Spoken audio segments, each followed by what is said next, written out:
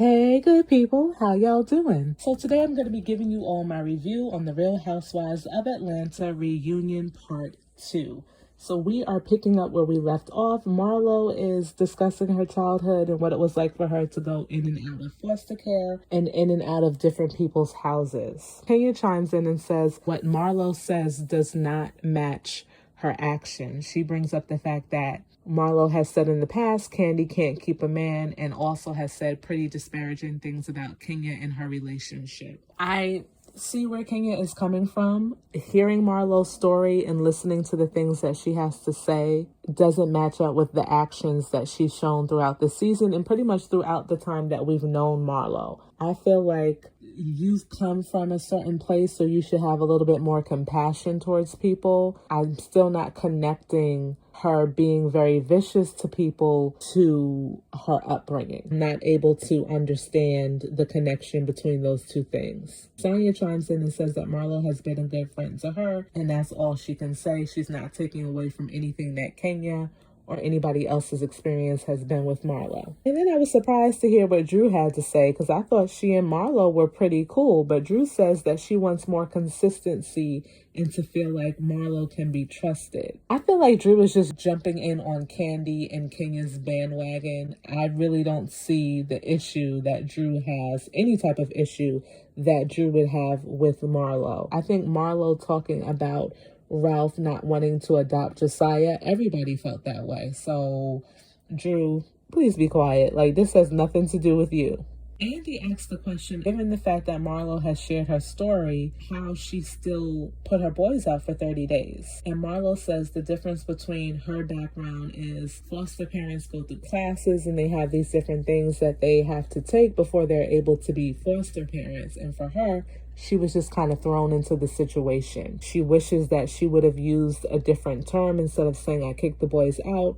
I needed to take a break or have a reset. I believe what Marlo is saying. I know Kenya says that Marlo is doing damage control, but I believe that she is genuine. And we also have to remember the fact that when Marlo did take over the responsibility of having these boys, she thought it was going to be like a 2-month period. She did not know 2 months was going to turn into 2 years or however long it's been.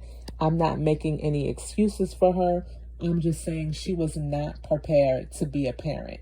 It seems like the way that she got the boys was kind of like an emergency situation where she needed to take the boys because of what was going on with their mother, and she stepped up and she did it. Now, I agree when everybody says, you know, you've come from this background only to put these boys almost through the same thing. Yes, but like her therapist said, or her life coach on the show said, what would have happened if you would have kept the boys and you were feeling all of these things that you were feeling? That's another thing that we honestly have to take into account. I don't know what Marlo's history is, if she's a violent person or not, but who's to say that she wouldn't have caused harm on those boys? Andy asked Marlo, has she heard from her sister? What's their relationship like? And Marlo has not heard anything from her sister, which is really sad. So I think Marlo right now, and I really wish they would have asked this question. So Marlo, are you prepared to go the distance with raising these boys until they graduate high school and move on to college and, you know, become adults? And I would have loved to have heard her response to that question. Another question was posed, how can Marlo spoil her foster girls but not spoil the boys? Did we really need to ask this woman this question? And I only say that because, number one, I think, of course, she's always going to treat her boys better than foster children that she deals with every so often throughout the year. That's number one. Number two, like she said, these kids, she doesn't see them very often. So when she does see them, she tries to build their self-esteem, blah, blah, blah, blah, blah. Whereas she's with her boys all the time. So she's more hands-on. And who wouldn't want the people that are most connected to them, living in your house, you're taking care of them, to be well-rounded people? So I really didn't understand why we needed to ask this question. I felt like there are so many other questions that we could have asked Marlo, like I said earlier, especially about if she's ready, able, and willing to go the distance with raising these children. Kenya is so freaking shady. I have never seen somebody ask for a tissue because their nose is cold. I don't know if she meant my nose is running or whatever, but girl, I feel like Marlo and Kenya's relationship is so strained at this point from all of the things that they have said, particularly the things that Marlo has said to Kenya.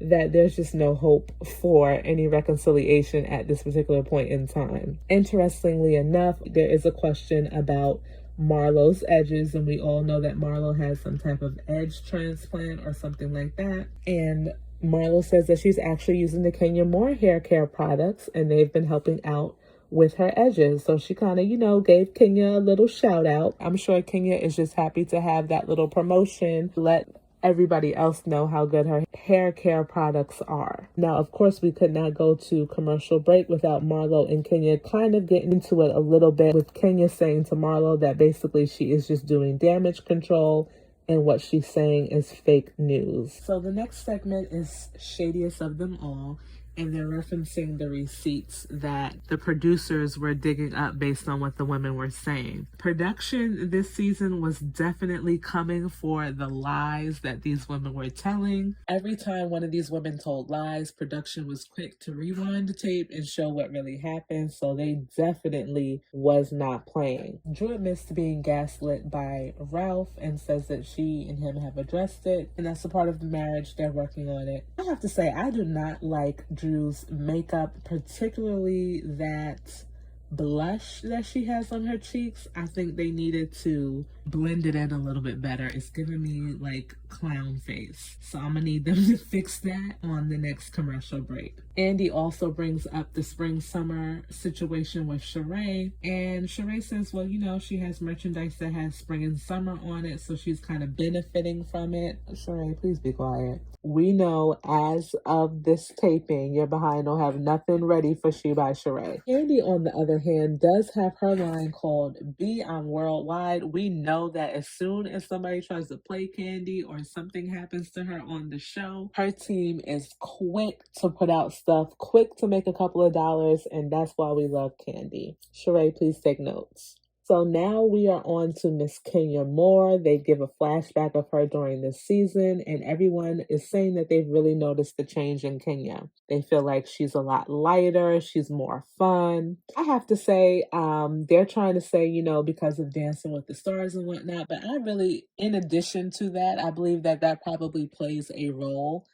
But in addition to that, she is much lighter because she don't have to deal with Portia Williams. Let's just call a spade, okay? Portia is not here on this season, and this is Portia's first time since Kenya has been on the show not being a part of the cast. So to me, 1 + 1 = 2. It's because Portia is not there, okay? Kenya does also mention the dancing and says that her grandmother used to take them to the community center where they could dance and stuff like that, and she was really hurt when her grandmother died because she wanted to showcase her dancing for her grandmother. I thought that that was a sweet moment, her sharing that story, and also seeing the support.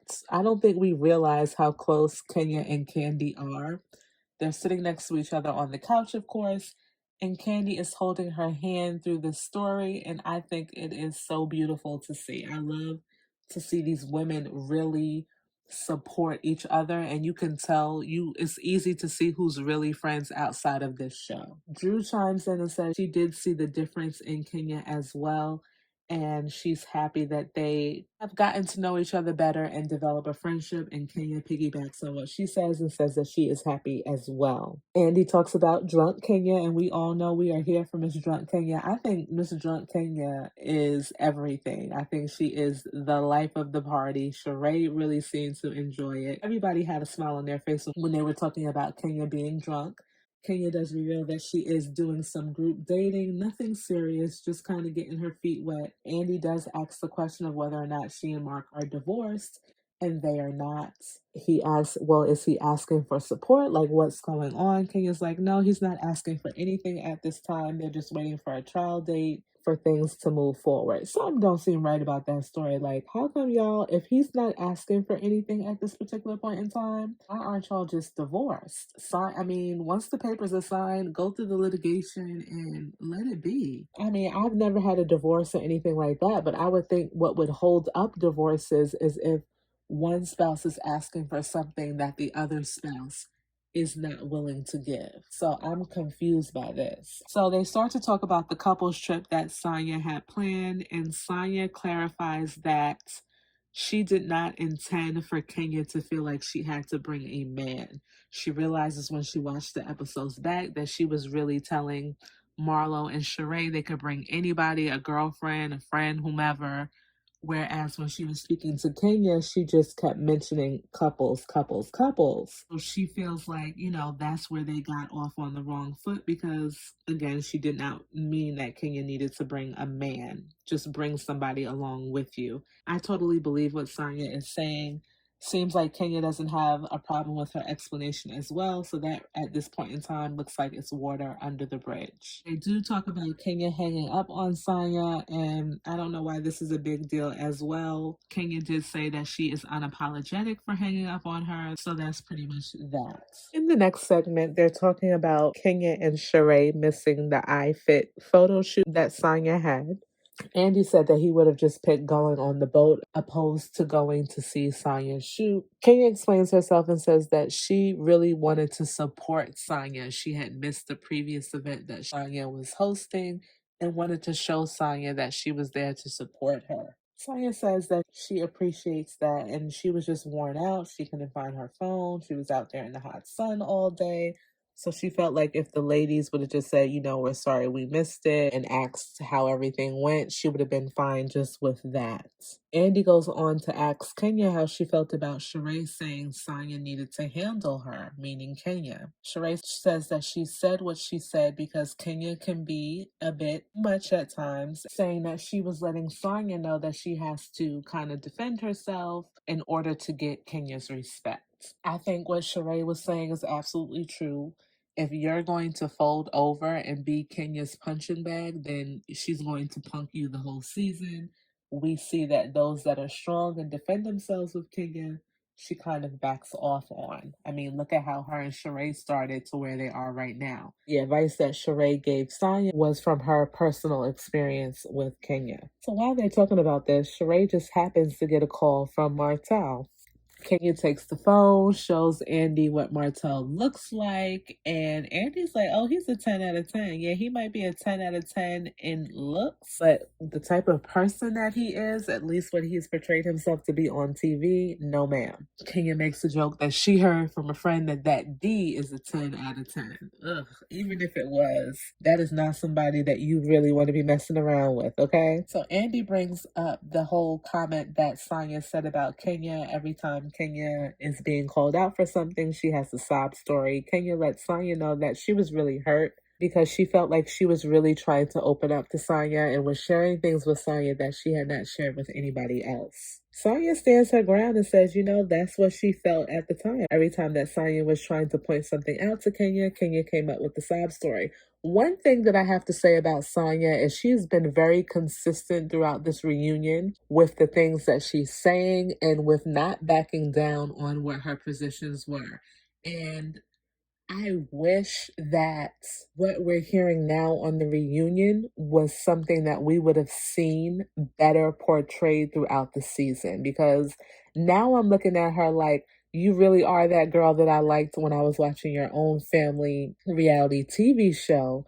But in this group, you're coming across the wrong way. So if she does come back next season, I think this being her first season, she's going to see the mistakes that she's made, and I think we as the viewers are really going to enjoy her moving forward. They do bring up the whole Ross being aggressive situation, and I think Kenya doesn't necessarily say she's taking back what she said about him. Kenya says that he's very sweet, so no, she doesn't feel like that was being directed towards her, and it seems like that is water under the bridge as well. Andy asks Kenya, why in the world would Kenya play that shady game that she played at Brooklyn's birthday party? If you guys remember, at Brooklyn's birthday party, there was a game being played where the women wrote something that they heard about one another. Somebody had to pick it out of a hat or pick it out of whatever and read it, and you had to determine either whether it was the truth or not, or who said it. Something like that, if I'm not mistaken. Kenya says she just thought it would be a fun game to play. Of course, the whole comment about someone saying that Kandi sucks, any and everywhere came up. Nobody wants to fess up still that they're the ones who wrote that. I'm going to narrow it down probably to it being Sheree. I think Sheree has really shown that she has an issue with Kandi for whatever reason. And even on the couch, she's like, well, what's wrong with somebody saying that? I mean, you probably have. You're so open with your sexuality and blah, blah, blah, blah, blah. That just makes me feel like, Sheree, that was you. Okay, because Marlo, in my opinion, she would definitely have owned it and said, yep, I'm the one who wrote it. Kenya, that's Kandi's girl, so I can't really say this new Kenya would do something like that, but I wouldn't put it past the old Kenya. Drew's trying to be cool with Kandi and Kenya, so I really don't see her being the one to write that. And Sanya is too new to the group to do something like that. Okay, that just doesn't even seem like something she would do, even if she was integrated in the group longer than just this season. So I say all of that to say it was really Sheree who wrote it. Okay, and we know Sheree already has a little lying problem. So she's just not fessing up to it. But yeah, my money is on Sheree. So it is now Sanya's turn to be on the hot seat. And they, of course, do the flashback of her this season. She says that it was a wonderful experience for her to be on the show. Andy asks her which is harder, being a housewife or running track. And she says by far it is being a housewife. Running track was something that she had a roadmap for. She knew exactly what she needed to do to get to where she needed to be. But obviously navigating this group of women is not so easy. Andy said that he really enjoyed seeing Sanya's family on the show, and I do too. I really love her family dynamic and wish and hope that if Sanya does come back for next season, that we see a lot more of that. He brings up this whole situation between should Ross and Sanya have a baby, her apprehension with Ross for having a baby, and ask her what changed her mind, because now we know that Sanya is going to move forward with having baby number 2 with Ross. And she said that she really wanted Ross to listen to the things that she was telling him that she needed from him in order for them to have another baby. My takeaway from this is listening is one thing, doing is another. Is he going to do and be what you need him to be when this baby comes? Because remember, throughout the season, she was saying he wasn't really a help to her. She really needed his help and his support. I'm on the fence of how he's going to do that based upon the fact that he does have a business in another state. And I don't know. Listening to what I'm saying and doing what I'm asking you to do are two different things. You can listen as much as you want to, but can you actually do what I'm asking you to do? That's going to be the issue. I would hate for her to go ahead and have another baby and still feel like she's not getting the support that she needs from him. Another big red flag too for me was the fact that her sister was like, no, you definitely shouldn't have another baby. So if your sister, your sister is like your best friend. If your sister is feeling a certain type of way, maybe you should, I don't know. That's just interesting to me. I'm not in their marriage. I don't know. I hope that it all works out. Ross seems to be a really decent guy. So I think that maybe he'll do what he needs to do, but time, of course, will tell. Andy brings up the fact that Drew said that it's Sanya's duty to keep her husband happy. And a viewer asked the question of whether or not, why does Drew have that type of mindset? Drew says that there was a whole other conversation that was not, of course, presented on the show, and she said a whole lot more. She does agree with what she was saying. So Sanya says, well, you double down on this on Watch What Happens Live, and, I just don't understand, blah, blah, blah. I don't even know what these heifers were saying at this particular point in time because I already knew where it was going. These women just can't seem to get it together. So, of course, they're ending this conversation with a back and forth, and I'm like, okay, I don't have time for this. Let's move along. So we're now talking about this feud between Kenya and Marlo, and Andy's like, have either of you pinpointed the issue? He's more so asking Marlo, has she pinpointed the issue that Marlo has as to why Marlo and Kenya don't get along? We know that for Kenya, it's the fact that Marlo has come after not only her being pregnant, has come after her marriage, has come after Kenya not having a mother, Kenya's relationship with her mom. So we already know that. But what has Kenya done to Marlo for them to really have an issue? Marlo says Kenya uses her for whatever she wants, and when she's done with her, she throws her away. Marlo brings up the fact that Kenya forgave her because Marlo and Portia were on the house. I'm telling y'all, Portia, more so than any other housewife, is mentioned throughout this season. It's crazy to me. Like, she is not on the show. Leave it alone. So they're going back and forth. Kenya says that Marlo's real name is Latoya Hutchinson. Marlo's like, that's a good friend of hers name. I don't know if that's her name or not. Marlo does produce her birth certificate, and it has Marlo Patrice Hampton. So that is apparently her legal name. I don't know. Marlo asks Kenya, are all of her taxes paid? So I guess that's something we need to look at. Kenya, do you have your taxes paid, girl? Like, what is going on with that? Kenya says that Marlo's words don't really affect her, but when she comes after other people that Kenya cares about, then of course it is hurtful to her. I don't believe that. I don't see how this woman can say the things that she said about your mother, about your baby, about your husband, and that not affect you. Words hurt, okay? And when you hear something over and over again, especially when you know that it's a sore spot, we know that the relationship between Kenya and her mother is hurtful already. But then you have somebody calling that out and you're telling me that you're not hurt by that? I find that hard to believe. Marlo gets upset with Kenya because Kenya is like asking Marlo, how come you haven't talked about why you were arrested and this, that, and the third? My thoughts on this is, listen, things happen in people's past. Nobody is perfect. It's clear that, yes, Marlo has some trouble earlier in her life, but from all intents and purposes, watching her navigate throughout the Real Housewives of Atlanta, I think that she's over whatever it was that she was doing in the past, and I really don't care about why she got arrested or what the story is behind that. When we see Marlo, I don't think the first thing you're thinking is, oh yeah, that's the girl that got arrested. That's not the first thing that comes to mind. So to me, that's neither here nor there. I'm a 100% ride with what Marlo said the last episode. Yeah, I am a felon or whatever, but I'm a felon that's sitting up here with a former Miss USA or Miss America, Kandi Burris. I'm sitting over here with Drew. I'm sitting over here with a 4-time Olympic gold medalist. So I'm doing okay for myself. The question is asked whether or not these two, Kenya and Marlo, hurt each other like their parents did to them. And Kenya doesn't feel that way. She says Marlo has always come after her for whatever reason, and yeah, she doesn't feel that way at all. In the last segment, we were talking about Drew and Sheree and the fact that they just can't seem to get their situation together. It was a lot going on, a lot of stuff in this segment that I just really don't care about. The biggest takeaway that we find out is that Sheree does call Anthony, the assistant, on the phone.